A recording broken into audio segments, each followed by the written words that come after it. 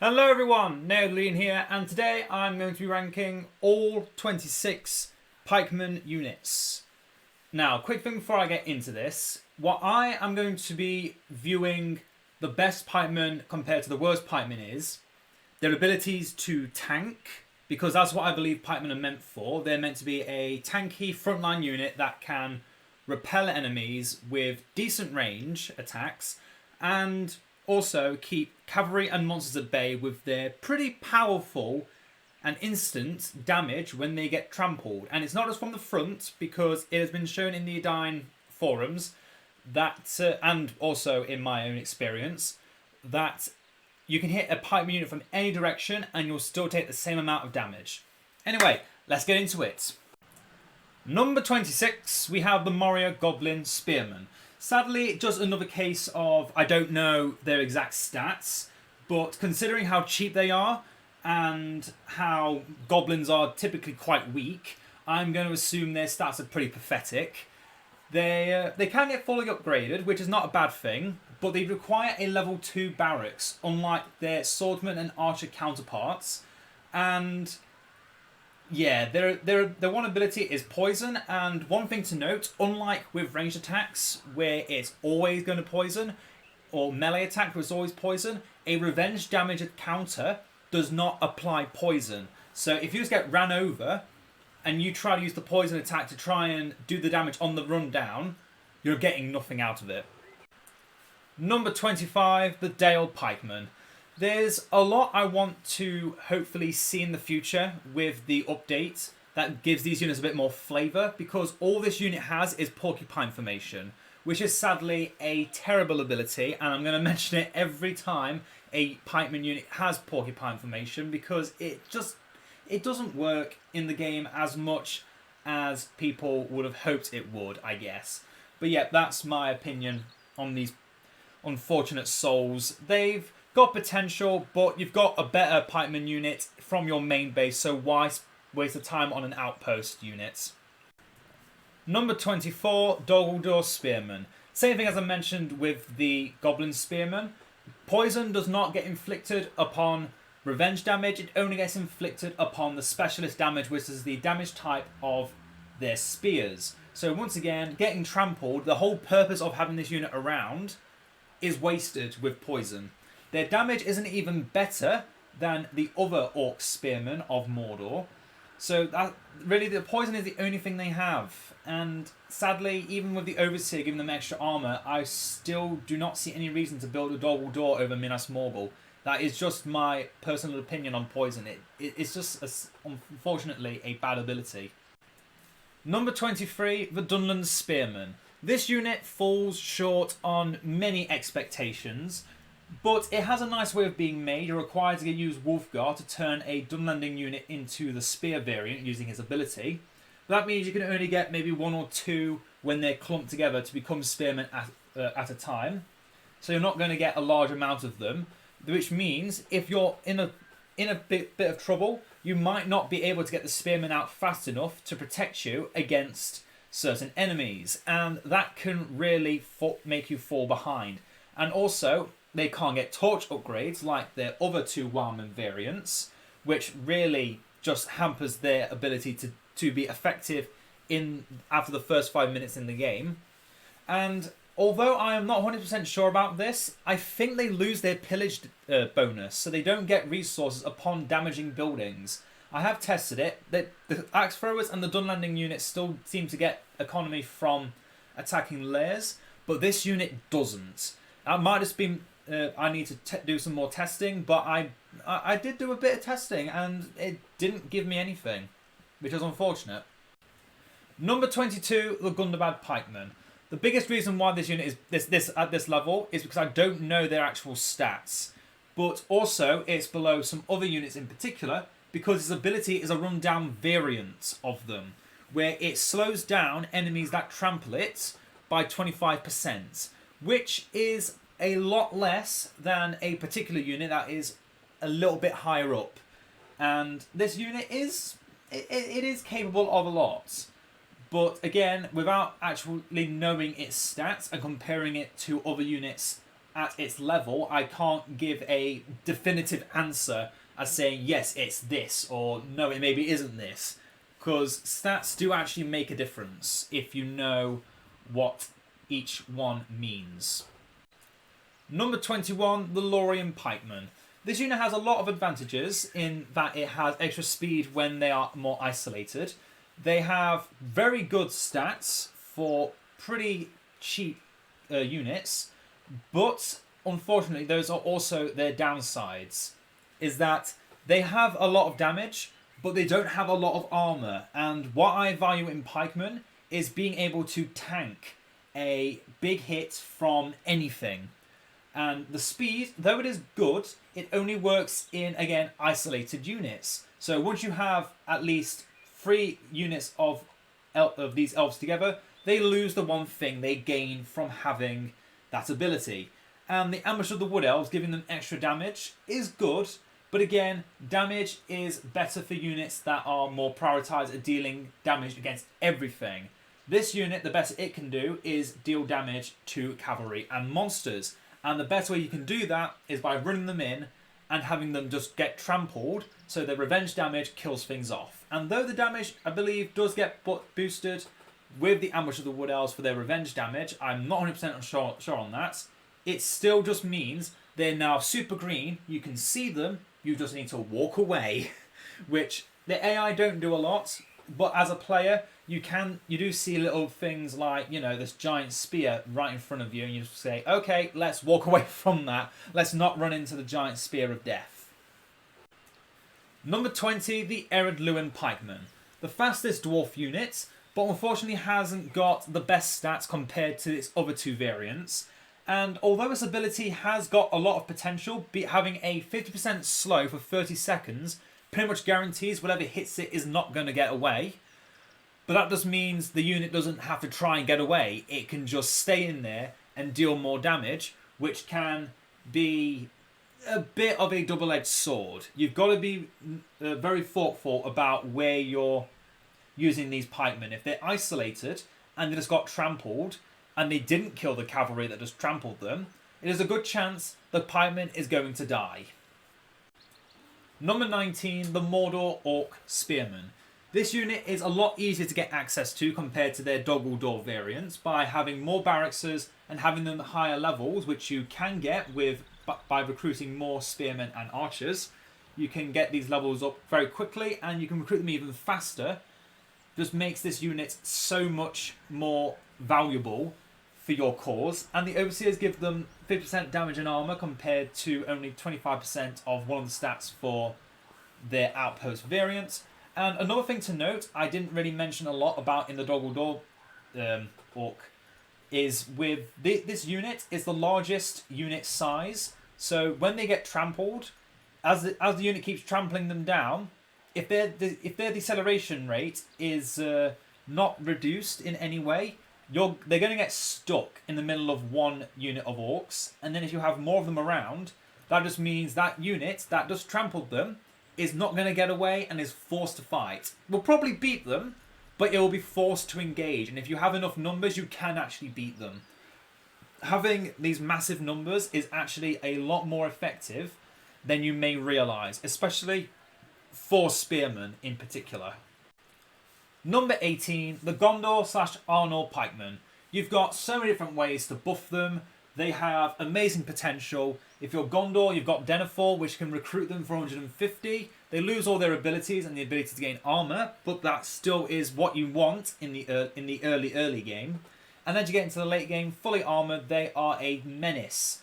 One weakness, they have porcupine formation. It's not really just one weakness, it's a major weakness because of the power you have in your middle is that you want to have your units in your other formation to have extra damage and armor. But again, it is a mistake to ever think porcupine formation is good for you in any way. I don't know why Goblin keeps showing up, but basically, this unit is the last pikeman unit you need as Gondor. Gondor has 2 other amazing choices, and we're going to get into them a lot later on. But trust me, if you want this unit early on, by all means get it. But as you get to like the 10-minute mark, you probably will never want to see this unit ever again. Number 17, the Rohan Peasant Farmhands. They start off quite meek and meagre, but they can be given quite a lot of different upgrades to put them on a decent level with other tier 1 pikemen. The problem is, there's not many other tier 1 pikemen that need this many upgrades. They can get draft, they can get their armor and weapons, and the heroes can give them a lot of different things that put them in a good position. But this is Rohan we're talking about, and not a lot of those things are going to stay the way they are on foot when you can just go full cavalry and just wreck everything. So as good as this unit can be for like the first, I'd say, 15 minutes of the game, at some point you are going to want different units to act as your front line. And that is mostly cavalry. Number 16, the Phalanx of the Iron Hills. Definitely one of the tankiest tier 1 spearman units in the game. They have got a lot of potential going for them. But again, there's always going to be some kind of caveat. And this is the formation that probably is one of the strongest, giving 20% damage and armor and a reduction of speed, which is very similar to the Gondor Tower Guard. But also considering that how tightly knit they are, anything with radius damage is going to hit all of them. They're just so well knit together. And they already have little speed to begin with because they are dwarves. So, given everything they can get, even this is a dangerous gamble. You should only use this if your enemy has no ways of pushing through this unit. If they have even one way, you should get out of that formation, especially against trolls, because I've tried against lairs many times to use this formation. The troll just says, I'm not going to run into you, I'm just going to punch you instead. And it just kills the unit before this formation has any value. Keep them in loose if you're getting trampled or charged by anything. This formation is for infantry only. Number 15, the Rhudaur Spearmen. Do you like units that get rewarded for just existing? Do you like units that reward you for just building a building that makes you stronger in general? Then this unit is perfect. Just like its axe throwing variants, they gain more armor the more of them exist around them. And then if even one of them dies, they all go into a raging fever and just gain more damage. On top of the damage they gain for having every hillman village existing on the map, including the damage that Rhudaur gives them whenever he just swings his axe in their vicinity. And yeah, this unit gets more value from Rhudaur than the axe throwers did. And this unit has so much going for it. And another sneaky thing you can do in PvP, I've never tested it myself, I'm not sure how well it works, but if you're a micromanager and you feel like making your opponent rage quit, just have a bunch of Thrallmasters without any affiliation, without any units protecting them. Just have them go somewhere hidden in some other units you already have. Then look at some. Then have your enemy get cavalry. Have them notice your small moving force that has no counter to their cavalry. They start coming towards you. You blow those horns of the Thrallmasters, get the spearmen, and then just watch those cavalry just die. Because this unit is capable of killing even elite and heroic tier cavalry as if it was a knife through hot butter. It is beautiful seeing this unit work. Only weakness is, same as all other Thrall units, this guy is what keeps them around, and if he dies, they all die. And he is also the entire connection to their command points. So have all the hillmen die, and while they're still coming back, your command points are tied to 60 with this dude. So you're better off killing him than waiting to get the whole Thrallmaster unit back.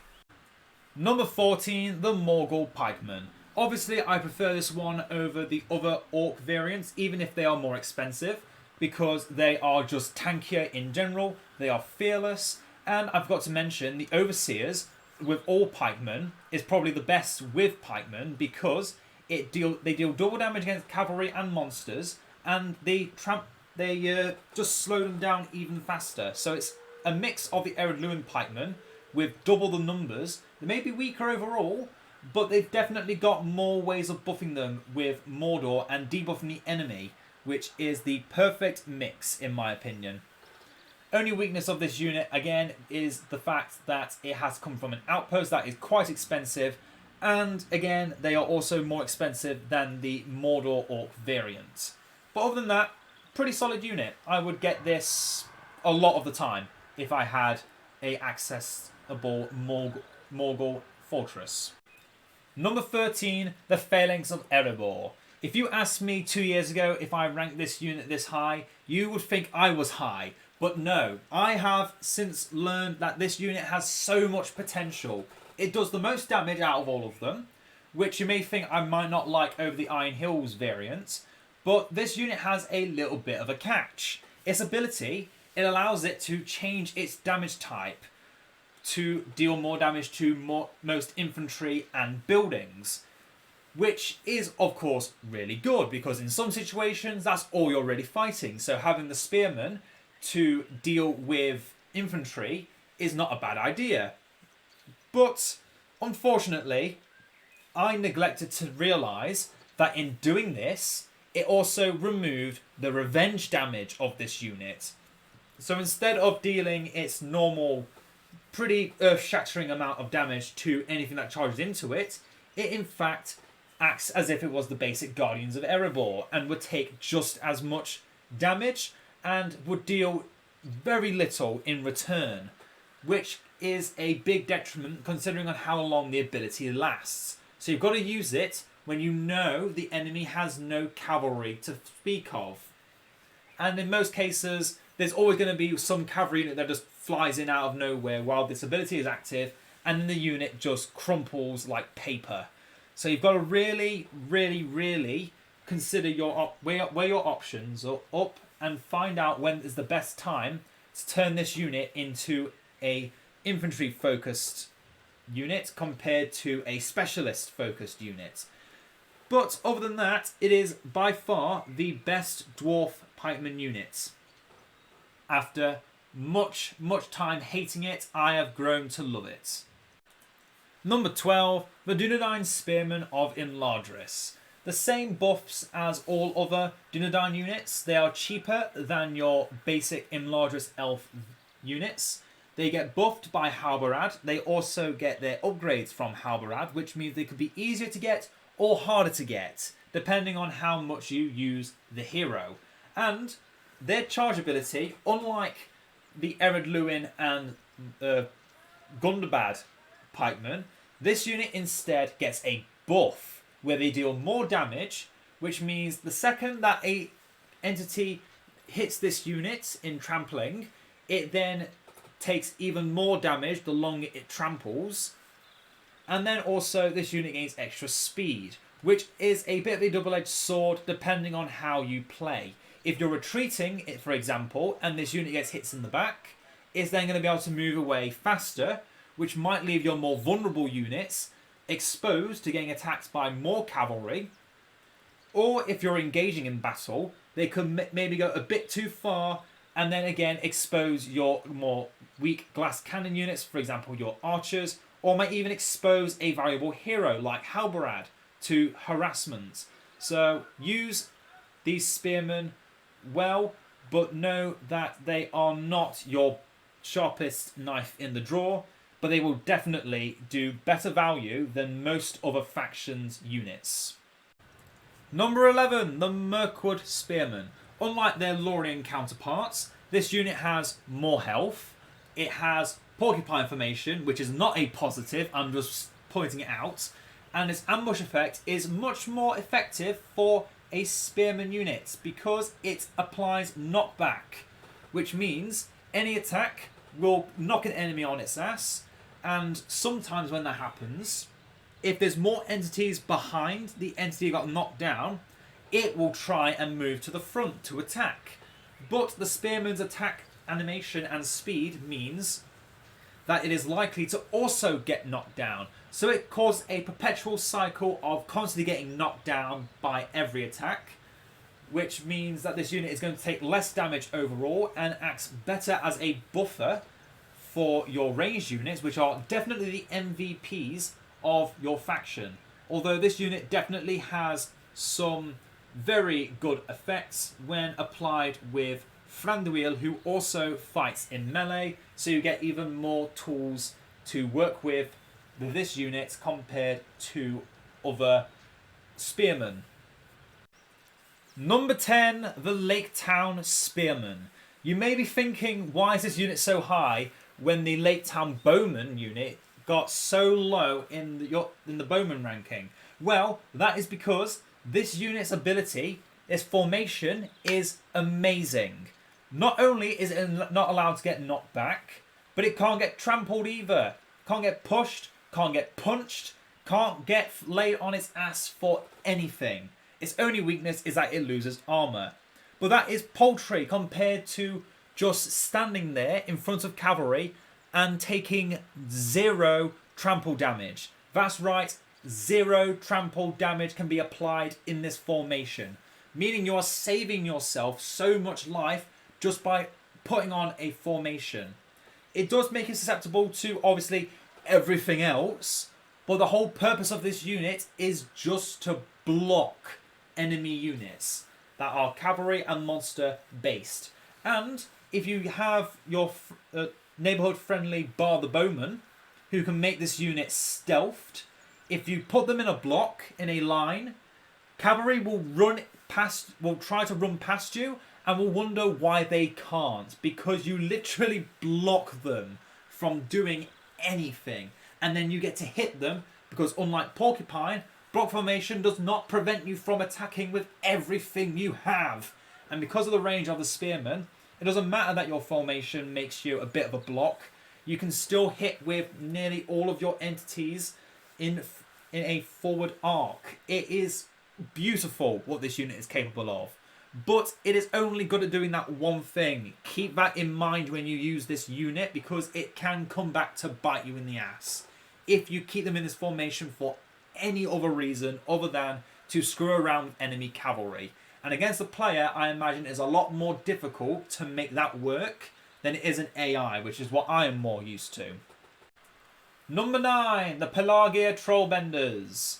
On top of everything that they can get from just being in Gondor, this formation, although it looks goofy, does so much to help you against any cavalry or monsters that dare cross your path. It's one weakness, and I imagine it only really happens in PvP, where unlike AI, the cavalry can be a bit more strategic and might just run past this straight line, because its formation is not easy to maneuver. It does take a lot of practice, and I imagine a lot of people are more used to just seeing the block that most units exist in. This formation has no negatives, it just makes you better, and of course being in Gondor, having a formation that just makes you better is a formation you should probably almost always be in. Number 8, the Guardians of the Citadel. This unit is capable of so much because of its high damage stats and the fact that even when it's wielding its swords, it has its spear form revenge damage. Meaning that if no matter what it's doing, a troll walking up to it will probably die. A cavalry unit walking up to it is probably going to die. If it's hiding inside a Gondor soldier unit and they don't notice the difference in the armour and the cloaks, whatever it is, it's probably going to die unless it's the best of the best. Which even then, it is probably going to die because the damage this unit does on revenge is ridiculous. Of course, being a small unit does mean that it can be more easily avoided if it is just out in the open. It's a lot harder to get than most other spear units because it requires 2 upgrades, which require another upgrade because you're in Gondor. Requires you to have a tier 3 barracks, and then even after that you can only have 3 of them. So use them wisely. Don't expect them to carry the game, but do expect them to carry against cavalry and monsters, because there's not much that can walk up to them and deal with them, if I'm going to be honest. They have always seemed to make an example of anything that dares question the might of the White Tower. Number 7, the Rivendell Spearmen. Imagine if you could get the Guardians of the Citadel from a tier 1 building at only 600 resources, and then they could be made even better. That is what this unit is right here. Unfortunately, it doesn't get the different weapon change, but that is irrelevant when this unit can just topple most enemies that dare cross its path. It does get porcupine formation, which, being a small unit as it is, kind of is a trivial fact, on top of the fact that porcupine formation is always going to be garbage, in my belief. But it has a secondary ability, which gives it a temporary tower guard formation, which, very similar to the Phalanx of Iron Hills, as I have already mentioned, locks their formation up, but they lose a lot more speed, but gain a lot more armor. And then, put on top of that, as I mentioned, their upgrades. Being on Rivendell means they get the Eregion Blade to even faster attack damage, and their damage is not to be scoffed at. They can cut through nearly everything like a knife through hot butter. But as I have to mention, their weaknesses are that being a smaller entity unit, meaning that anything that shoots at them is going to more likely get better value out of every shot, because they're not going to kill them all instantly, unlike with other units where some shots get wasted because too many entities hitting one thing at once will kill it. This unit is much more susceptible to that, especially axe throwers. So Isengard, Angmar and the Dwarves, you might want to consider not throwing in as many of these units as you normally would. This unit is, of course, being a small entity unit, is easier to just run around, and you can tell when it exists compared to other elven units, because this is the only elf unit on foot that wields a shield. The other elf units do not. So if you see that shield, you know you need to keep away all of your cavalry and monsters from it. That's all you need to really think about with this unit. And then just throw in everything else against it, and it will find trouble, because unfortunately specialist damage is just not that good against anything that is not a cavalry or monster. It's a sad fact, but it is a necessary fact to know, because if you try to fall for it, you will lose this unit too often. And being a tier 1 unit, as expensive as it is, you've got to make sure every little is used correctly, because you could suffer for any mistake you make. Number 6, the Carn Dum Pikemen. The unit that has suffered more nerfs than anything else in this game, I am fairly certain. It used to reflect damage back from all sources back to its targets, and not even just the target, but everything around it. It was oppressive what this unit could do. And then they nerfed it to the point where the only damage it reflects back is from cavalry and monsters, which is fair. It is very fair that it should only be cavalry and monsters, considering it is a pikeman unit. It is a specialist, it's a specialist type of unit that has one purpose in mind, and it is to kill cavalry and monsters. And it does it better than most other units because of their high stats, their amazing potential, and again, that reflecting damage is always going to prove useful. Its only downsides is, being a part of Angmar, and considering Monomorph exists, this unit does not really get any buffs. It only makes Monomorph stronger the more of them exist around him. He also just puts mocks onto them, which saps away their life to fuel his. He hits them whenever he wants to. He's a bit of a meanie. But just have these units around and don't ever use Monomorph's abilities, and you'll find this unit can perform so well, even without even having to think about getting swordsman. Although you should always get swordsman nowadays as well, because all of the Carn Dum units are amazing when used in tandem. Here we are at number 5. We have the Rohan captains when they choose the Royal Wardens. This unit does so much. Holy crap. It has probably got some of the best stats in the game for pikemen that you can just spam. And that's not even including the free captains. Just the generic captain, you can spam this as much as you want, making it so valuable to have. it does require a bit of an investment into the King's Camp to get them, which, as Rohan, having a stable economy is not easy. But if you can somehow maintain that economy and you want to go for a more melee-focused build, you can get this unit from like the first 10 minutes in the game, and they will carry you to the very end of the game. And that's not even including the free captains, which replenishes units with Elf Helm, summons more with Erkenbrand, and then you can just go super speedy with Grimbold, although I don't know why you would do that on a melee unit. But yes, this unit has so much potential. The only weakness, again, being you have to spend a lot of money to get to a position to get them. But if you have that money, you might as well spend it on a really good unit. Number 4, the Uruk-Hai Pikemen. The original pikemen from all the way back to BFME 1, and those long pikes unfortunately do not reach as far as they should. But despite that, their stats are decent compared to other units of their tier. Because of the fact they require a tier 2 barracks, they kind of have a little bit over their other tier 1 counterparts. But they're not classed as elite either, which means they just get an extra large battalion. And being a part of Isengard just means they get easy access to level 5. Their upgrades can be made even more potent thanks to their steelworkers. And they also get access to this little unit here called the Shield Bearers, which gives them extra protection against ranged units, but also slows down enemy cavalry. And as I've already mentioned before, slowing down cavalry may not always be what you want, but it can be useful because of its little buff you get from protection against range, since range attacks are one of the main ways that pikemen die before they get to make any value happen.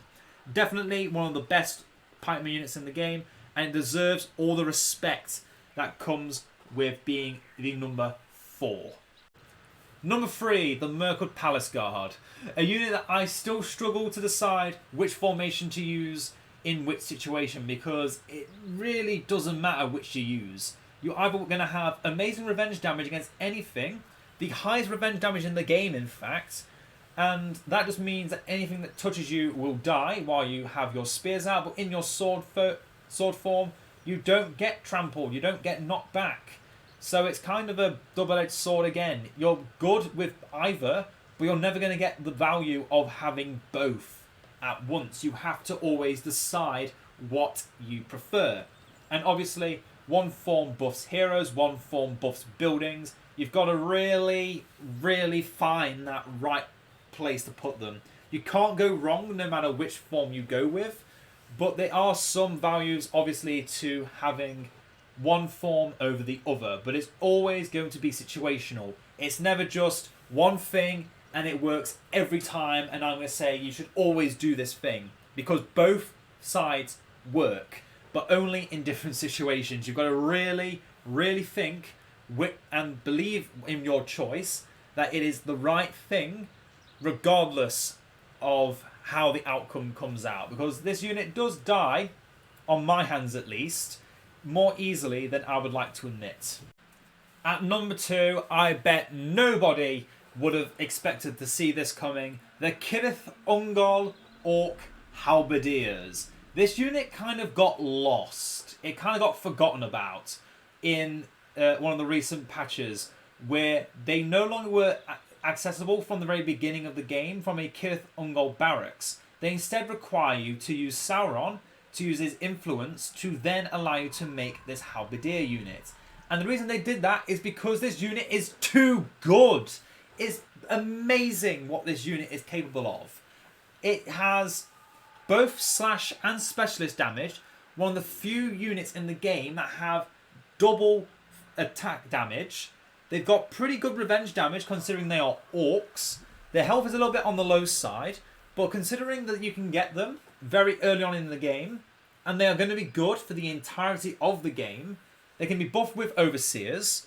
They can be buffed with all the things that Mordor has because they are orcs, so Gothmog buffs them. And obviously, again, as I mentioned, the Overseers give them a buff, and then the buff from the Pikemen Overseer ability happens as well, which didn't used to be a thing. And then you've also got, on top of that, the fact that this unit costs 0 command points. They get discounted by slave farms. which you can get a lot of in a game if you just focus on it.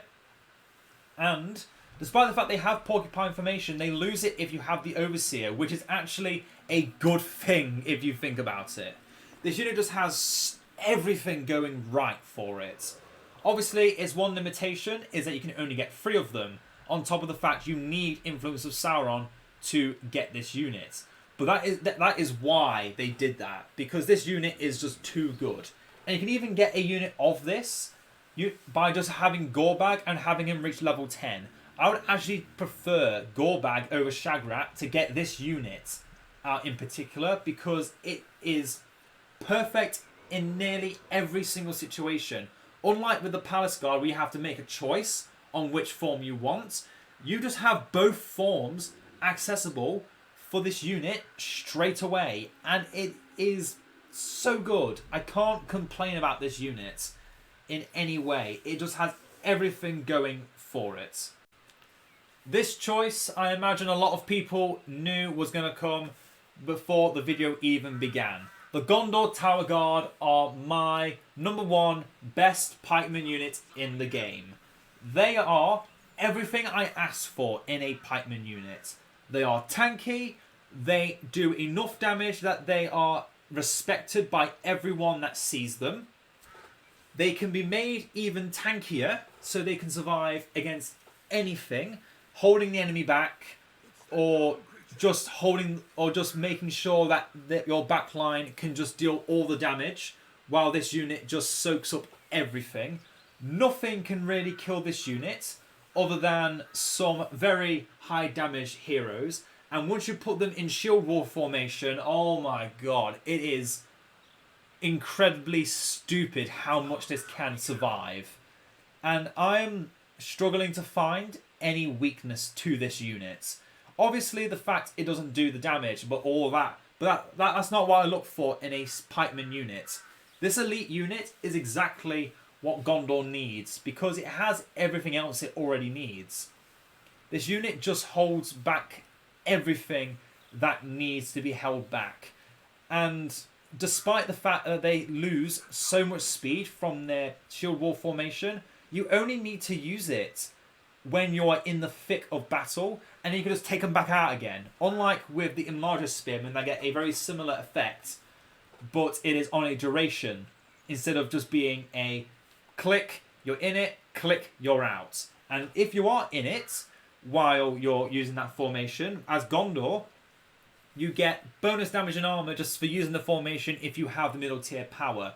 You also have Boromir for extra armor, Faramir for extra damage, Denethor for extra damage. You've got Aragorn, who can make heroic statues effect last through an entire area of an effect that is as far as the screen, so you just get even more from that if you're defending the base, which is a very good time to use shield wall formation. Just have them sit in front of the gate and never die. I used to do that back in the days of BFME 1. It was beautiful.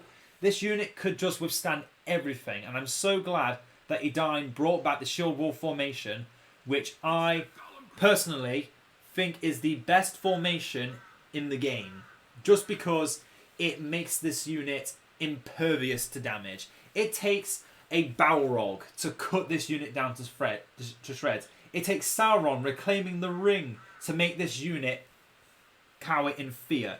It takes everything in Middle-earth all together thrown at this unit to make its shield bulk. It is amazing what this unit can survive, and it is the perfect unit that you can use to just protect yourself. And I don't know why Goblin keeps coming back and forth there and just keeps alerting me. I'm just having to keep talking through it anyway.